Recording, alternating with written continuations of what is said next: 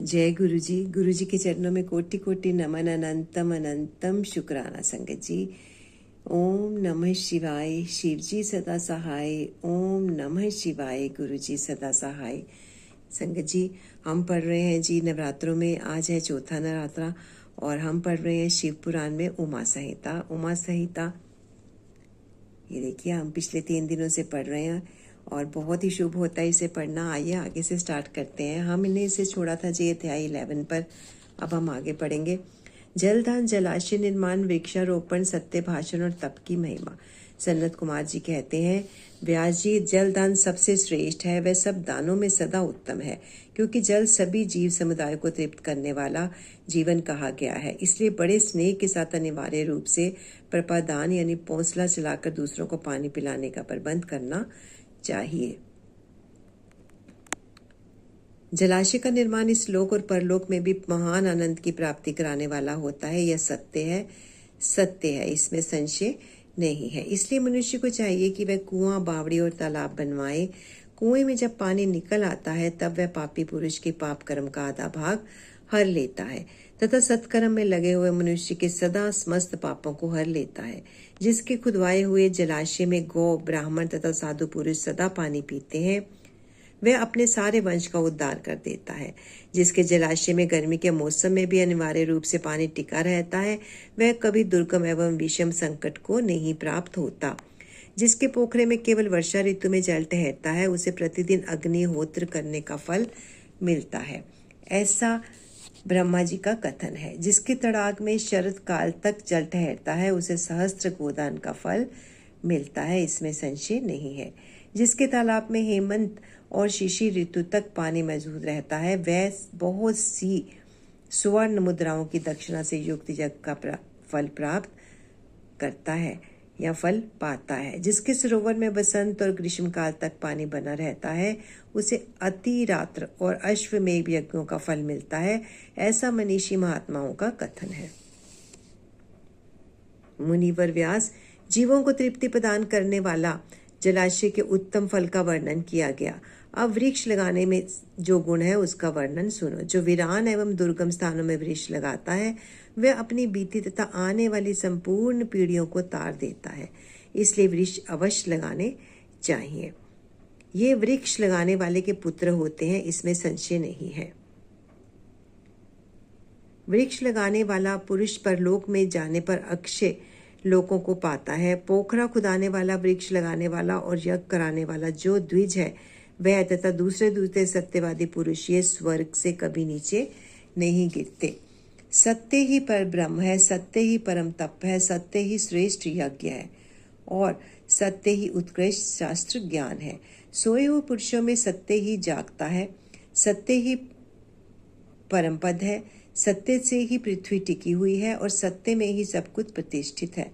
तप, यज्ञ, पुण्य, देवता, ऋषि और पितरों का पूजन, जल और विद्या, ये सब सत्य पर भी अभिलंबित है। सबका आधार सत्य ही है। सत्य ही यज्ञ, तप, दान, मंत्र, सरस्वती देवी तथा ब्रह्मचर्य है। ओंकार भी सत्य रूप ही है। सत्य से ही वायु चलती है, सत्य से ही सूर्य तपता है, सत्य से ही आग जलाती है और सत्य से ही स्वर्ग टिका हुआ है। लोक में संपूर्ण वेदों का पालन तथा संपूर्ण तीर्थों का स्नान केवल सत्य से सुलभ हो जाता है। सत्य से ही सब कुछ प्राप्त होता है, इसमें संशय नहीं है। 1,000 अश्वमेध, लाखों यज्ञ एक और तराजू पर रखे जाएं और दूसरी ओर सत्य हो तो सत्य का ही पलड़ा भारी होगा। देवता, पितर, मनुष्य, नाग, राक्षस, चराचर प्राणियों सहित समस्त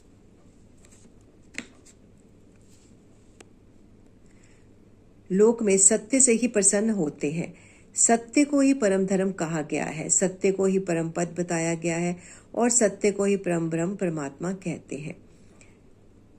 इसलिए सदा सत्य बोलना चाहिए। सत्यपरायण मुनि अत्यंत दुष्कर तप करके स्वर्ग को प्राप्त हुए हैं तथा सत्य धर्म में अनुरक्त रहने वाला सिद्ध पुरुष भी सत्य से ही स्वर्ग के निवासी हुए हैं। अतः सदा सत्य बोलना चाहिए।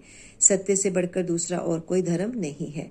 सत्य रूपी तीर्थ अगाध, विशाल, सिद्ध एवं पवित्र जलाशय है। उसमें योग युक्त होकर मन के द्वारा स्नान करना चाहिए। सत्य को परम पद कहा गया है। जो मनुष्य अपने लिए, दूसरे के लिए अथवा अपने बेटे के लिए भी झूठ नहीं बोलते, वे ही स्वर्गगामी होते हैं। वेद, यज्ञ तथा मंत्र ये ब्राह्मणों में सदा निवास करते हैं, परंतु असत्य ब्राह्मणों में इनकी प्रतीति नहीं होती, अतः सदा सत्य बोलना चाहिए।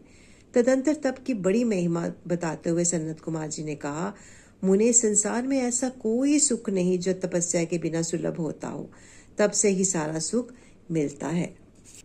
इस बात को वेद वेता पुरुष जानते हैं। ज्ञान, विज्ञान, आरोग्य, सुंदर रूप, सौभाग्य तथा शाश्वत सुख तप से ही प्राप्त होते हैं। तपस्या से ही ब्रह्मा बिना परिश्रम के ही संपूर्ण विश्व की सृष्टि करते हैं। तपस्या से ही विष्णु इसका पालन करते हैं। तपस्या के बल से ही रुद्रदेव संहार करते हैं तथा तप के प्रभाव से ही शेष अशेष भूमंडल को धारण करते हैं। अध्याय 12 की समाप्ति। संगत जी, ओम नमः शिवाय। वेद और पुराणों के स्वाध्याय तथा विविध प्रकार के दान की महिमा, नरकों का वर्णन तथा उसमें गिराने वाले पापों का दिग्दर्शन, पापों के लिए सर्वोत्तम प्रायश्चित, शिव स्मरण तथा ज्ञान के महत्व का प्रतिपादन। सनत कुमार जी कहते हैं, मुने, जो वन में जंगली फल फूल खाकर तप करता है और जो वेद की एक ऋचा का स्वाध्याय करता है, इन दोनों का फल समान है। श्रेष्ठ द्विज, वेदाध्ययन से जिस पुण्य को पाता है, उससे दूना फल वह उस वेद को पढ़ाने से पाता है। मुने, जैसे चंद्रमा और सूर्य के बिना जगत में अंधकार छा जाता है, उसी प्रकार पुराण के बिना ज्ञान का आलोक नहीं रह जाता है। अज्ञान का अंधकार छाया रहता है, इसलिए सदा पुराण का अध्ययन करना चाहिए। अज्ञान के कारण नरक में पड़कर सदा संतप्त होने वाले लोग को जो शास्त्र का ज्ञान देकर समझाता है, वह पुराण वक्ता अपनी इसी महत्ता के कारण सदा पूजनीय है।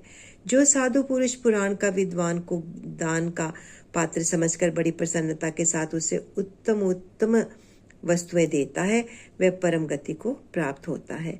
जो सुपात्र ब्राह्मण को भूमि, गो, रथ, हाथी और सुंदर घोड़े देता है, उसके पुण्य फल का वर्णन सुनो। वह इस जन्म में और परलोक में भी संपूर्ण अक्षय मनोरथों को पा लेता है तथा अश्वमेध यज्ञ के फल का भी भागी होता है। मुनीश्वर, जो पुरुष भगवान शिव की कथा सुनता है, वह कर्मों के विशाल वन को जलाकर संसार से तर जाता है। जो 2 घड़ी, 1 घड़ी अथवा 1 क्षण भी भक्ति भाव से भगवान शिव की कथा सुनते हैं, उनकी कभी दुर्गति नहीं होती। मुने, संपूर्ण दानों तथा संपूर्ण यज्ञों में जो पुण्य होता है, वही फल शिव पुराण सुनने से अविचल रूप में प्राप्त हो जाता है। व्यास जी, विशेषतः कलियुग में पुराण श्रवण के सिवा मनुष्यों के लिए दूसरा कोई श्रेष्ठ धर्म नहीं है। वे ही उनके लिए मोक्ष एवं ध्यान रूपी फल देने वाला बताया गया है। शिव पुराण का श्रवण और शिव नाम का कीर्तन मनुष्यों के लिए कल्प वृक्ष का रमणीय फल है, इसमें संशय नहीं है। यज्ञ, दान, तप और तीर्थ सेवन से जो फल मिलता है, उसी को मनुष्य पुराणों के श्रवण मात्र से पा लेता है। प्रतिदिन सुपात्र लोगों को बड़े बड़े दान देने चाहिए। वे दान दाता के उद्धारक होते हैं। विप्रवर, स्वर्ण दान, गोदान और भूमि दान ये पवित्र दान है, जो दाता को तो तारते ही हैं, लेने वाले को भी उद्धार करते हैं। स्वर्ण दान, गोदान और पृथ्वी दान, इन श्रेष्ठ दानों को करके मनुष्य सब पापों से मुक्त हो जाता है। तुला दान की बड़ी प्रशंसा की गई है। गौ और पृथ्वी के दान भी प्रशस्त एवं समान शक्ति वाले हैं, परंतु सरस्वती का दान इन सब से अधिक उत्तम है। नित्य दूही जाने वाली गाय, छाता, वस्त्र, जूता तथा अन्न और जल, ये सब वस्तुएं याचकों को देनी चाहिए। ब्राह्मणों को तथा अपीड़ित याचकों को जो संकल्प पूर्वक धनादि वस्तुओं का दान किया जाता है, उसमें दाता मनस्वी होता है। लोक में जो जो अत्यंत अभीष्ट और प्रिय है, वह यदि घर में हो तो उसे अक्षय बनाने की इच्छा वाले पुरुष को, गुणवान पुरुष को दान करना चाहिए। तुला पुरुष का दान सब दानों में उत्तम है। जो अपने लिए कल्याण चाहे, उसे तराजू पर बैठना और अपने शरीर से तोली गई वस्तु का दान करना चाहिए। दिन में, रात में, दोनों संज्ञाओं के समय, दोपहर में, आधी रात के समय तथा भूत, वर्तमान और भविष्य, तीनों कालों में मन, वाणी और शरीर द्वारा किए गए सारे पापों को तुला पुरुष का दान दूर कर देता है। इसके बाद ब्रह्मांड दान का महात्म्य एवं ब्रह्मांड का वर्णन करके सन्नत कुमार जी ने कहा, मुनीश्वरों में श्रेष्ठ व्यास, पाताल लोक से ऊपर जो नरक है उनका वर्णन मुझसे सुनो। पापी पुरुष उन्हीं में यातनाएं भोगते हैं। रौरव, शूकर, रोड, ताल, विवसन या विषसन, महाज्वाल, तिप्त कुंभ, लवण, विलोहित, पीप बहाने वाली वैतरणी, कृमि या कृमि भोजन, कृष्ण, अति पत्रवन, दारुण, लालाभक्ष, पुयवय, पाप, वहिन ज्वाल, अदशिघोर, संदश, कालसूत्र, तमस, अविचि, रोधन, शव भोजन, अप्रतिष्ठ, महारौरव और शालमली इत्यादि बहुत से दुखदायक नरक वहां पर हैं। व्यास जी, उनसे जो पाप कर्म परायण पुरुष पकाए जाते हैं उनका क्रमशः वर्णन करता हूँ, सावधान होकर सुनो। जो मनुष्य ब्राह्मणों, देवताओं तथा गौओं के लिए हितकर कार्यों के सिवा अन्य किसी कार्य के लिए झूठी गवाही देता है अथवा सदा झूठ बोलता है, वह रौरव नरक में जाता है। जो भ्रूण गर्भस्थ शिशु की हत्या और सुवर्ण की चोरी करने वाला, गाय को कटघरे में बंद करने वाला, विश्वासघाती, शराबी, ब्रह्म हत्यारा, दूसरों के द्रव्य का अपहरण करने वाला तथा इन सब का संगी है, वह मरने पर तप्त कुंभ नामक नरक में जाता है। गुरु के वध से भी इसी नरक की प्राप्ति होती है। बहन, माता, गो तथा पुत्री का वध करने से भी तप्त कुंभ में ही गिरना पड़ता है। साध्वी स्त्री को बेचने वाला, अधिक ब्याज लेने वाला, केश विक्रय करने वाला तथा अपने भक्त को त्यागने वाला, ये सब पापी तप्त लोह नामक नरक में पकाए जाते हैं। जो नराधम गुरुजनों का अपमान करने वाला तथा उनके प्रति दुर्वचन बोलने वाला है और जो वेद की निंदा करने वाला, वेद को बेचने वाला तथा अगम्य स्त्री से संभोग करने वाला है, वे सब के सब लवण नामक नरक में जाते हैं। चोर विलोहित नामक नरक में गिरता है। मर्यादा को दूषित करने वाला पुरुष की भी ऐसी ही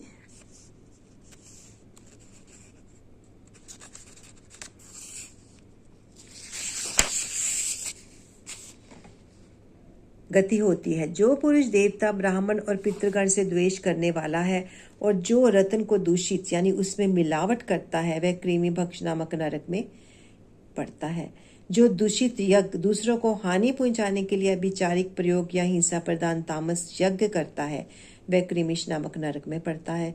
जो नराधम पितृगण, देवगण और अतिथियों को छोड़कर बलि वैष्णव देव के द्वारा देवता आदि का भोग उन्हें अर्पण नहीं किए बिना ही भोजन कर लेता है, वह उग्र लाला भक्ष नरक में गिरता है। जो शस्त्र समूहों का निर्माण करता है, वह भी उसी में जाता है।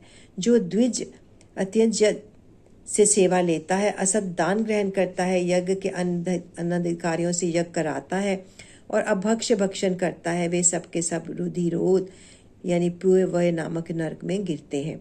जो सोमरस को बेचने वाले हैं, उनकी भी यही गति होती है। यज्ञ और ग्राम को नष्ट करने वाला घोर वैतरणी नदी में पड़ता है। जो नई जवानी के मतवाले हो, धर्म की मर्यादा को छोड़ते हैं, अपवित्र आचार विचार से रहते हैं और छल कपट से जीविका चलाते हैं, वे कृत्य नामक नरक में जाते हैं। जो अकारण ही वृक्षों को काटता है, वह 80 पत्र वन नामक नरक में जाता है। भेड़ों को बेचकर जीविका चलाने वाले तथा पशुओं की हिंसा करने वाले कसाई वहीन ज्वाल नामक नरक में गिरते हैं। भ्रष्टाचारी ब्राह्मण, क्षत्रिय और वैश्य तथा जो कच्चे खपड़ों अथवा ईंट आदि को पकाने के लिए पजावे में आग देता है, वे सब उसी वहीन ज्वाल नरक में गिरते हैं। जो व्रतों का लोप करने वाले तथा अपने आश्रम से गिरे हुए हैं, वे दोनों ही प्रकार के पुरुष अत्यंत दारुण संदश नामक नरक की यातना में पड़ते हैं। जो ब्रह्मचारी होकर भी स्वप्न में वीर स्खलन करते हैं और जो पुत्रों से विद्या पढ़ते हैं, वे शव भोजन नामक नरक में गिरते हैं। इसी तरह ये तथा और भी सैकड़ों हजारों नरक हैं, जिनमें पापकर्मी प्राणी यातनाओं की आग में पकाए जाते हैं। उन उपयुक्त पापों के समान और भी सहस्त्रों पाप कर्म हैं, जिन्हें नरकों में पड़कर मनुष्य भोगा करते हैं। जो लोग मन, वाणी, क्रिया द्वारा अपने वर्ण और आश्रम के विरुद्ध कर्म करते हैं, वे नरक में गिरते हैं। नरक में सिर नीचे करके लटकाए गए प्राणी स्वर्ग लोक में रहने वाले देवताओं को देखा करते हैं और देवता लोग भी नीचे दृष्टि डालने पर उन सभी अधोमुख नारकी जीवों को देखते हैं। पापी लोग नरक भोग के अनंतर क्रमशः उन्नति करते हुए स्थावर, कृमि, जलचर, पक्षी, पशु, मनुष्य, धर्मात्मा, मानव, देवता तथा मुमुक्षु होते और अंत में मोक्ष प्राप्त कर लेते हैं। जितने जीव स्वर्ग में है उतने ही नरक में है। जो पापी पुरुष अपने आप का प्रायश्चित नहीं करता वही नरक में जाता है। कालीनंदन स्वयंभुव मुनों ने महान पापों के लिए महान और लघु पापों के लिए लघु प्रायश्चित बताए हैं। उन अशेष पाप कर्मों के लिए जो जो प्रायश्चित संबंधी कर्म बताए गए हैं उन सब में भगवान शंकर का स्मरण ही सर्वश्रेष्ठ प्रायश्चित है। जिस पुरुष के चित्त में पाप कर्म करने के लिए अनंतर पश्चाताप होता है उसके लिए तो एकमात्र भगवान शिव का स्मरण ही सर्वोत्तम प्रायश्चित है। प्रातःकाल, सायंकाल, रात में तथा मध्याह्न आदि में भगवान शिव का स्मरण करने से पाप रहित हुआ मनुष्य महेश्वर धाम को प्राप्त कर लेता है। महान शिव के स्मरण से समस्त पापों और क्लेशों का क्षय हो जाने से मनुष्य स्वर्ग अथवा मोक्ष प्राप्त कर लेता है। जिसका चित्त जप, होम और पूजा आदि करते हुए निरंतर भगवान महेश्वर में लगा रहता हो उसके लिए इंद्र आदि पद की प्राप्ति रूप फल तो अंतराय यानी विघ्न ही है। हे मुने, जो पुरुष भक्ति भाव से दिन रात भगवान शिव का स्मरण करता है उसके सारे पातक नष्ट हो जाते हैं, इसलिए वह कभी नरक में नहीं पड़ता। नरक और स्वर्ग ये पाप और पुण्य के ही दूसरे नाम है। इनमें एक तो दुख देने वाला है और दूसरा सुख देने वाला है। जब एक ही वस्तु कभी प्रीति प्रदान करने वाली होती है और कभी दुख देने वाली बन जाती है तब वह निश्चय होता है कि कोई भी पदार्थ ना तो दुख में है और ना ही सुख में ही है। ये सुख दुख तो मन के ही विकार है। ज्ञान ही परम ब्रह्म है और ज्ञान ही तात्विक बोध का कारण है। वह सारा चराचर विश्व ज्ञान में ही है। उस परम विज्ञान से भिन्न दूसरी कोई वस्तु नहीं है। अध्याय 13 और 13 से 16 तक की समाप्ति। 13, 14, 15, 16 संगत जी हमने फिनिश कर लिया। आइए आगे पढ़ते हैं संगत जी। मृत्यु काल निकट आने के कौन कौन से लक्षण है इसका वर्णन सुनिए। इसके पश्चात द्वीपों, लोकों और मनुओं का परिचय देकर संग्राम के फल, शरीर एवं स्त्री स्वभाव आदि का वर्णन किया गया। तदंतर काल के विषय में व्यास जी के पूछने पर सनत कुमार जी ने कहा, मुनि श्रेष्ठ, पूर्व काल में पार्वती जी ने नाना प्रकार की दिव्य कथाएं सुनकर परमेश्वर शिव को प्रणाम करके उनसे यही बात पूछी थी। पार्वती बोली, भगवान, मैंने आपकी कृपा से संपूर्ण मत जान लिया। हे देव, जिन मंत्रों द्वारा जिस विधि से जिस प्रकार आपकी पूजा होती है वह भी मुझे ज्ञात हो गया, किंतु प्रभु अब भी एक संशय रह गया है। वह संशय है काल चक्र के संबंध में। देव, मृत्यु का क्या चिन्ह है? आयु का क्या प्रमाण है? हे नाथ, यदि मैं आपकी प्रिया हूं तो मुझे ये सब बातें बतलाइए।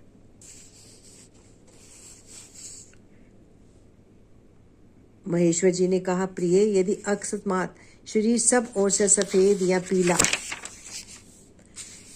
पड़ जाए और ऊपर से कुछ लाल दिखे तो यह जानना चाहिए कि मनुष्य की मृत्यु 6 महीने के भीतर हो जाएगी। शिवे, जब मुंह, नाक, नेत्र और जीवा का स्तंभन हो जाए तब भी 6 महीने के भीतर ही मृत्यु जाननी चाहिए। भद्रे, जो रुरु मृग के पीछे होने वाली शिकारियों की भयानक आवाज को भी जल्दी नहीं सुनता उसकी मृत्यु भी 6 महीने के भीतर ही जाननी चाहिए। जब सूर्य, चंद्रमा या अग्नि के सानिध्य से प्रकट होने वाले प्रकाश को मनुष्य नहीं देखता, अंधकार छंदन ही दिखाई देता है, तब उसका जीवन 6 मास से अधिक नहीं होता है। देवी प्रिय, जब मनुष्य का बायां हाथ लगातार 1 सप्ताह तक फड़कता ही रहे तब उसका जीवन 1 मास ही शेष है, ऐसा जानना चाहिए। इसमें संशय नहीं है। जब सारे अंगों में अंगड़ाई आने लगे और तालू सूख जाए तब वह मनुष्य 1 मास तक जीवित रहता है, इसमें संशय नहीं है। त्रिदोष में जिसकी नाक महने लगे, जिसका जीवन 15 दिन से अधिक नहीं चलता, मुख और कंठ सूखने लगे तो यह जानना चाहिए कि 6 महीने के भीतर भीतर आयु समाप्त हो जाएगी। भामिनी, जिसकी जीभ फूल जाए और दांतों से मवाद निकलने लगे उसकी भी 6 महीने के भीतर ही मृत्यु हो जाती है। इन चिन्हों से मृत्यु काल को समझना चाहिए। हे सुंदरी, जल, तेल, घी तथा दर्पण में भी जब अपनी परछाई ना दिखाई दे या विकृत दिखाई दे तब तक काल चक्र के ज्ञाता पुरुष को वह जान लेना चाहिए कि उसकी भी आयु 6 मास के अधिक शेष नहीं है। देवेश्वरी, अब दूसरी बात सुनो जिससे मृत्यु का ज्ञान होता है। जब अपनी छाया को सिर से रहित देखें अथवा अपने को छाया से रहित पाए तब वह मनुष्य 1 मास भी जीवित नहीं रहता है। पार्वती, ये मैंने अंकों में प्रकट होने वाले मृत्यु के लक्षण बताए हैं। भद्रे, अब मैं बाहर प्रकट होने वाले लक्षणों का वर्णन करता हूँ, सुनो।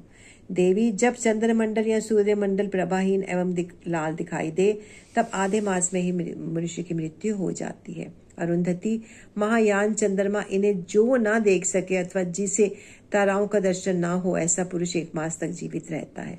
यदि ग्रहों का दर्शन होने पर भी दिशाओं का ज्ञान ना हो, मन पर मूढ़ता छाई रहे, तो 6 महीने में निश्चय ही मृत्यु हो जाती है। यदि उतथ्य नामक तारा का, ध्रुव का अथवा सूर्यमंडल का भी दर्शन ना हो सके, रात में भी इंद्रधनुष और मध्याह्न में उल्कापात होता दिखाई दे तथा गीध और कौवे घेरे रहे, तो उस मनुष्य की आयु 6 महीने से अधिक की नहीं है।